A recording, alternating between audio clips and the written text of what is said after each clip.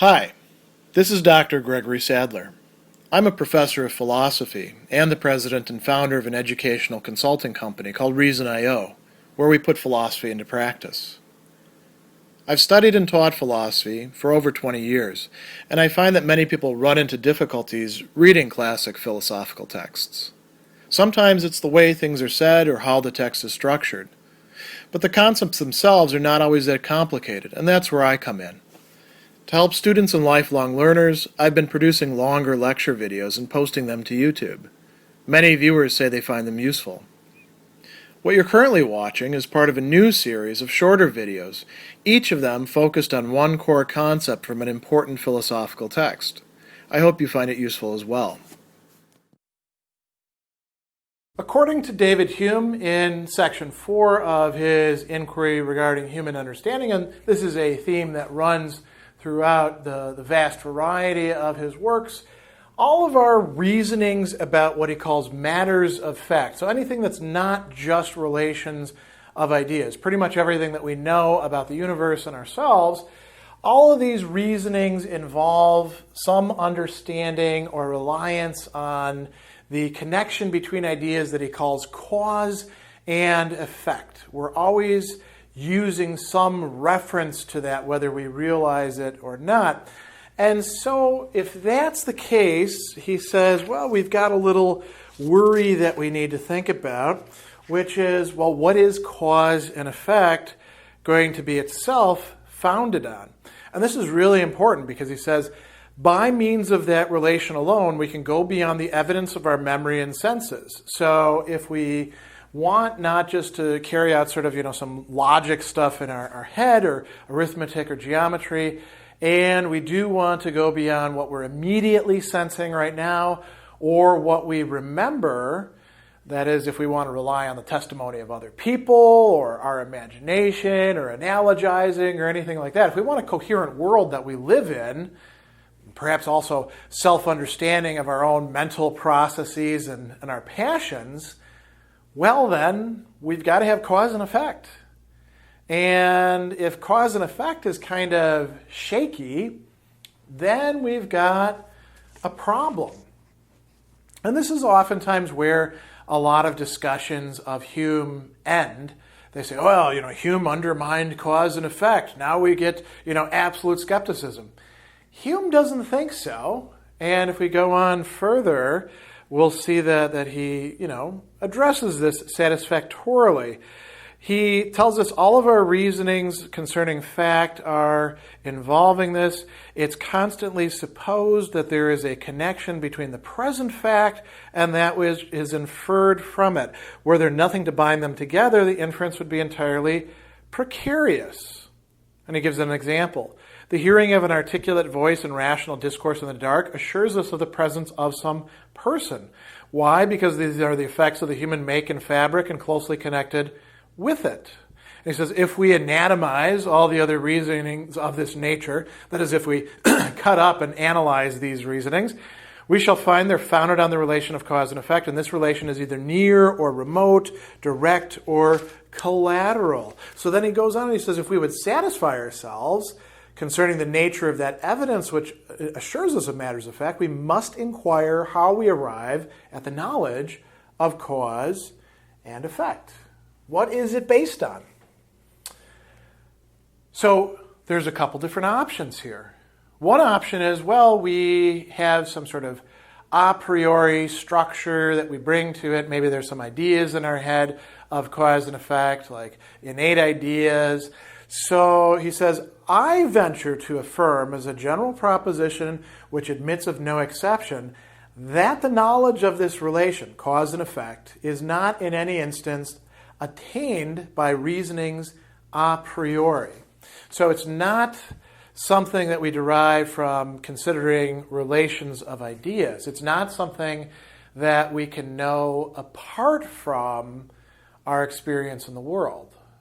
As a matter of fact, he goes on to say in that very same sentence that it arises entirely from experience. Now he's making a little bit of a stronger claim than he needs to there. And it's a little bit misleading, I think, because people imagine when he's saying that that there isn't some sort of like connection between what it is that we do know and what we can be certain about, and then these matters of experience that we're putting in. It's as if the matters of experience are the entire building blocks. But let's see where he's going. He says, when we find any particular objects are constantly conjoined with each other. That's the experience that we're talking about.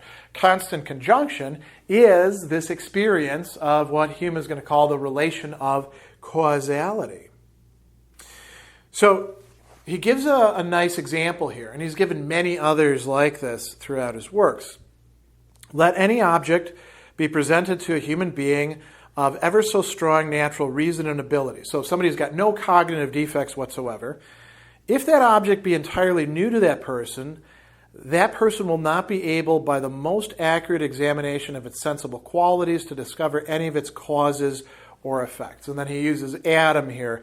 Adam, though his rational faculties be supposed at the very first entirely perfect, could not have inferred from the fluidity and transparency of water two sensible characteristics, that it would suffocate him, that it would drown him, right? And Hume is actually onto something here. There are so many cases where knowing something about a thing, that doesn't mean that we actually know the other qualities of that thing until we acquire enough experience. We live in a world, as a matter of fact, where because of our use of technology, we have managed to make all sorts of things that are quite different than what we would expect, sometimes with hilarious consequences, sometimes with really horrific and tragic consequences. So I'll give you just a few examples. There's, candy that you can get, and you have no idea how sour this candy will be until you pop it in your mouth. And you normally think, oh, candy's sweet, right? But we've had an industry that has competed with each other to make the more sour, puckering kinds of delicacies, right? On the other hand, think about how children quite often get injured by drinking or pouring on themselves household chemicals, which are often poisonous or caustic or damaging in other ways. And we could go on and on and on. By simply knowing the thing, we don't automatically know what all of its effects are going to be until we acquire experience. Another example of this, there's bushes, and there's flowering, right? And there's caterpillars that if you touch, it's going to really mess you up. And how do you find that out? Well, by doing it. And of course, if you're a stupid kid the way I was, your parents probably told you, see that mouse trap over there? Leave it for the mice. Don't mess around with it, because if you touch it, it's going to hurt you.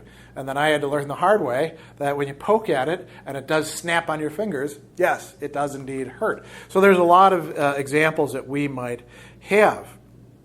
He goes on and he says, this proposition that causes and effects are discoverable not by reason but by experience will readily be admitted with regard to such objects as we remember to have once been altogether unknown to us, since we must be conscious of the utter inability which we then lay under foretelling what would arise from them. And he gives an interesting example from natural philosophy about putting two blocks of smooth marble together. You wouldn't imagine that they would actually be hard to pull apart, but it turns out that they are, right? And we could come up with all sorts of other examples. Hume seemed to be quite fascinated with these. The explosion of gunpowder, the attraction of a lodestone or magnet.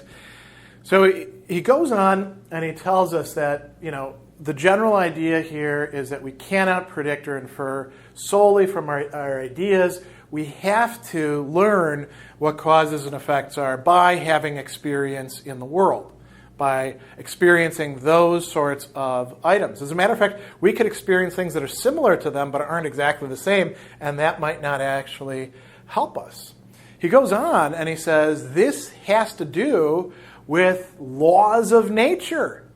You can't derive them a priori just by sitting and thinking inside your head. You have to have a resource of experience to draw upon in order to even make sense of them.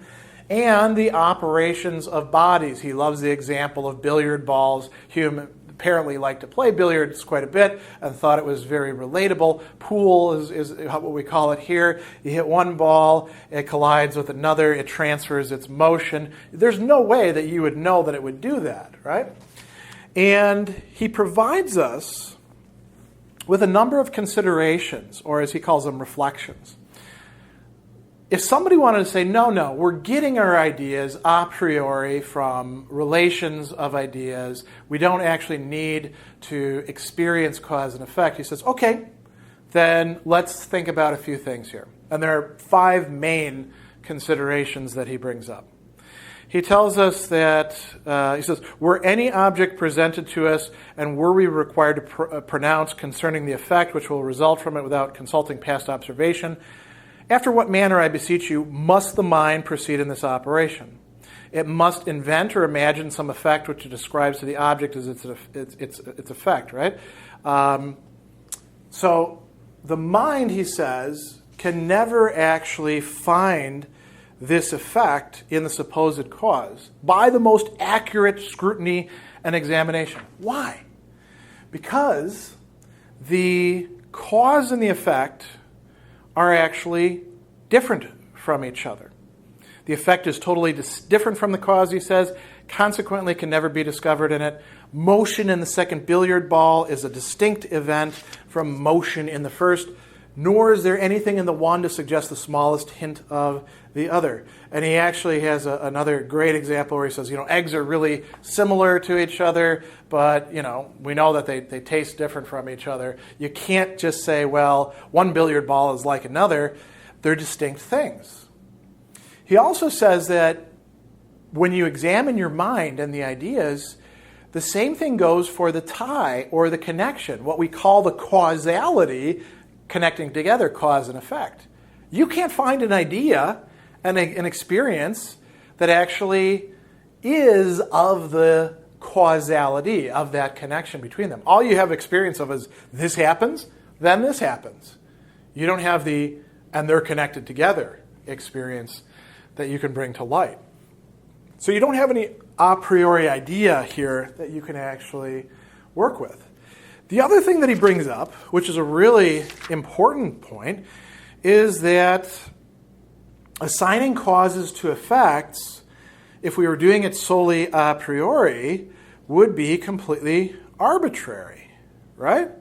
How do we know that anything would work the same way? From one effect, we could surmise a whole bunch of different causes, or from a cause, a whole bunch of different effects.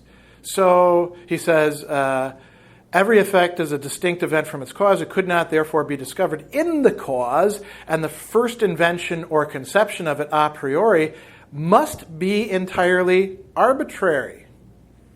Right? Another thing that he brings up is that people might say, well, we understand these general principles about how physical things work. And it's interesting. Let's pause for a second here. All of his examples are of billiard balls and, things like that. But Hume is also very interested in the passions of the human soul, what we call psychology, right? Passions are emotions and other affects.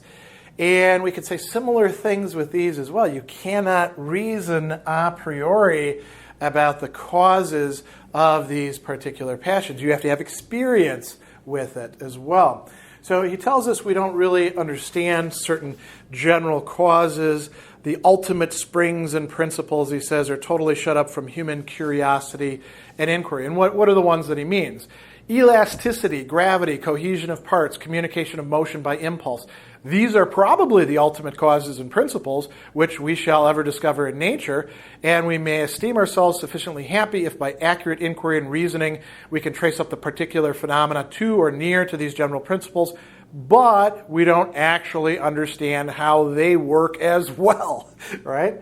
And then there's one other thing. You might say, well, okay, that's all fine, but we do have some things that we do know a priori, that is without any experience, and we can work out a lot in these fields of logic, geometry, arithmetic, mathematics more generally. And Hume says, yes, that's true. But as soon as you start to apply these to real things, every part of what he calls mixed mathematics, he says, proceeds upon the supposition certain laws are established by nature in their operations, and abstract reasonings are employed either to assist experience in the discovery of these laws or to determine their influence in particular instances. Now, we're still relying on experience. The part of the applied mathematics or mixed mathematics that is purely mathematical, we can say, yes, we know that completely. We understand how all that works.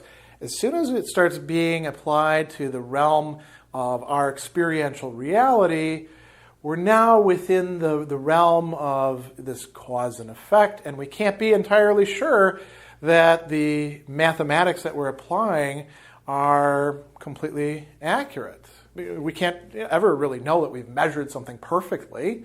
We can be reasonably certain, and we can be reasonably certain that things work out according to certain equations, but they also might not. So that's not going to be particularly helpful. That's kind of putting the proverbial cart before the horse. So what this means, according to Hume, is if we can't base our understanding of cause and effect, which matters of fact are reliant on any a priori reasonings just on their own, but we have to have some experience. Experience is going to be absolutely central as the basis.